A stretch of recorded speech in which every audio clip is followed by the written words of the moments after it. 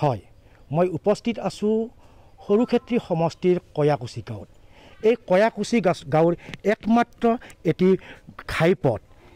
এই ঘাইপথটো দেখিছে, ভিডিঅ' জাৰ্নেলিষ্টক দেখুৱাবলৈ চেষ্টা কৰিছোঁ।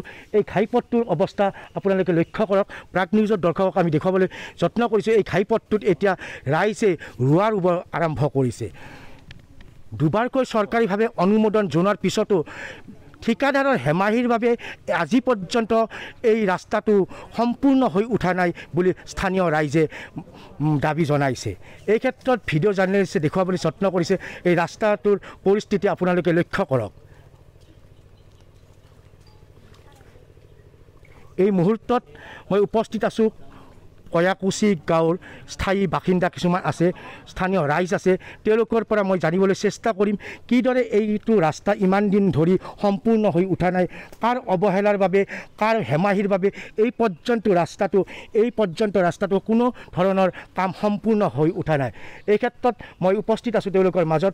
আচ্ছা, মই জানিবলৈ চেষ্টা কৰিম যে দাদা কওকচোন, যেহেতু এই ৰাস্তাটো হৈ উঠা নাই, কি ক'ব আপুনি? এই ৰাস্তাটো হৈ উঠা নাই একমাত্ৰ আমাৰ যিটো ঠিকাদাৰ, এই ঠিকাদাৰৰ হেমাহিৰ বাবে। কাৰণ বিভাগে অনুমোদন দিছে SOPTৰ আণ্ডাৰত নতুনকৈ চৰকাৰে যিটো স্কিম ধৰিছে 2020-21 আণ্ডাৰত 1,47,00,000 টকা, মই শুনাত, কিন্তু মোৰ হাতত তথ্য নাই, 1,47,00,000 টকা মোকলাই আনি এতিয়ালৈকে এই ৰাস্তাটো কৰি নাই। আমি খুব দুখীয়া ৰাইজ, আমাৰ গাঁওখনৰ মানুহবিলাক একদম আৰ্থিক অৱস্থা বহুত বেয়া।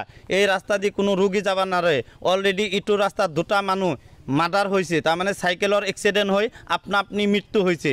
আমাৰ গাঁৱৰ সকলো ৰাইজে জানে। আমি কিমানবাৰ বিভাগীয় তাতে নিবেদন কৰিলোঁ যে ছাৰ আপোনালোকে অলপ তদন্ত কৰি ৰাস্তাটো কৰি দিয়াৰ কাৰণে আপোনালোকক বিনম্ৰ অনুৰোধ জনাইছোঁ। কিন্তু এইটো ষ্টেট ৰোড আগতে বৰপেটাত আছিল, এতিয়া পাঠশালাত গুচি গৈছে।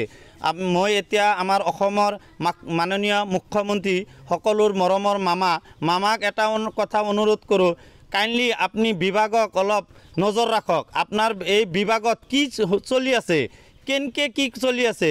আমি দুখীয়া ৰাইজ, আমি এতিয়ালৈকে এই ৰাস্তাৰ বিষয়ে একো ভালকৈ ক'বাই নোৱাৰে আমাৰ গাঁৱৰ মানুহে। এতিয়া এইখিনি অনুৰোধ, এতিয়া আপোনালোকে ৰাইজৰ তাতে সোধক কিমান কষ্ট কৰি, আমাৰ নিচিনা কষ্ট কৰা মানুহ ভাৰতবৰ্ষত কিজানি জন্মই হোৱা নাই। আমি বহুত পিছপৰা অঞ্চলৰ ৰাইজ। এইখিনি মোৰ ক'বলগীয়া। যিহেতু ইয়াতে দুবাৰকৈ অনুমোদন জনোৱা হৈছিল, ৰাস্তাটো ঠিকাদাৰে একো কাম কৰা নাই নেকি? এই ৰাস্তাটো দুবাৰ অনুমোদন হৈছিল। এবাৰ 18-19 আণ্ডাৰত, তেতিয়া PWৰ পৰা চেংচন হৈছিল। তেতিয়া বিভাগীয়ৰ গাফিলতিৰ কাৰণে 2300 মিটাৰ ৰাস্তা ফাটাই দিলাক, তাৰমানে ৰাস্তাবিলাক কাটি এনেকৈ ফটাই দিলাক। দিয়াৰ পিছত এতিয়া কয় কি যে এইটো ৰাস্তা 2300 মিটাৰ নহ'ব। কিয় নহ'ব? এইটো বিভাগৰ কৰ্তব্যহে, আমাৰতো কৰ্তব্য নহয়। নেক্সট আমি সকলো ৰাইজে মিলি MLAৰ তাতে যোৱাৰ পিছত MLA বস্তুটো তদন্ত কৰি চাই যে এইটো বিভাগৰ যিবিলাক গাফিলতি, যিবিলাক কৰ্মচাৰী, এই কৰ্মচাৰী মাপ লওঁতে 2300 মিটাৰ ৰং কৰি মাপ দিছে।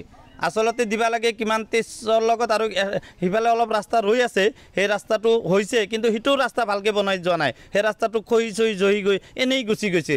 চৰকাৰৰ পইচাবিলাক এনেই পচি গ'ল আৰু ঠিকাদাৰে লাভৱান হ'ল, বিষয়া কৰ্মচাৰীবিলাক লাভৱান হ'ল। হয়, তেখেতে অভিযোগ জনাইছে যে মানে বিভাগীয় কৰ্তৃপক্ষৰ হেমাহিৰ বাবে এই ৰাস্তাটো আজিলৈকে সম্পূৰ্ণ হৈ উঠা নাই। কি ক'ব আপুনি? বিশেষ একো নকওঁ, তাৰমানে আমাৰ যিখিনি দুখীয়া ৰাইজ বহুত ভুক্তভোগী। আমি চাইকেললৈ যাব পৰা নাই, বাইক লৈ যাব পৰা নাই। গতিকে আমি বিশেষ নকওঁ। আমি মুখ্যমন্ত্ৰীক অনুৰোধ জনাওঁ যে এইটো তদন্ত কৰি ৰাস্তা, যিটো উপযুক্ত ৰাস্তা, এইটো আমাক বনাই দিব লাগে। আমাৰ ৰাইজৰ এইটোৱে আবেদন। কি ক'ব আপুনি? মই মানে এইখিনি ক'ম, মানে ৰাস্তাটো অৱস্থা এনেকুৱা হৈছে, এতিয়া অলপ বৰষুণ দিলে বাইক লৈ যাব নোৱাৰি। আৰু ইয়াত যদি কাৰোবাৰ অসুবিধা হৈ যায়, মানে কিবা বেমাৰ আজাৰ হৈ যায়, এইফালে গাড়ী নাহে, এম্বুলেঞ্চটো নাহে, ঠেলা গাড়ীও নাযায় ইয়াতে। মানে বিভাগীয় কৰ্তৃপক্ষক মই এইটোৱে জনাম, মানে ৰাস্তাটো মানে সোনকালে যাতে ভাল কৰি দিয়ে। স্থানীয় ৰাইজৰ এটাই অনুৰোধ যে বিভাগীয় কৰ্তৃপক্ষক তেওঁলোকে অনুৰোধ জনাইছে, লগতে নতুন চৰকাৰ, নতুন মুখ্যমন্ত্ৰীক তেওঁলোকে অনুৰোধ জনাইছে যে অতি শীঘ্ৰে এই অঞ্চলৰ বহুকেইখন গাঁৱৰ একমাত্ৰ মানে ঘাইপথ, এই ঘাইপথটো যেন সম্পূৰ্ণ কৰি মানে ভাল অৱস্থাত সম্পূৰ্ণ কৰি এই ৰাস্তাটো মানে ভাল কৰি দিয়ে। এই স্থানীয় ৰাইজৰ এক মানে অনুৰোধ নতুন চৰকাৰৰ প্ৰতি। এই ক্ষেত্ৰত ভিডিঅ' জাৰ্নেলিষ্টক মই সামগ্ৰিক পৰিৱেশ দেখুৱাবলৈ অনুৰোধ জনাইছোঁ।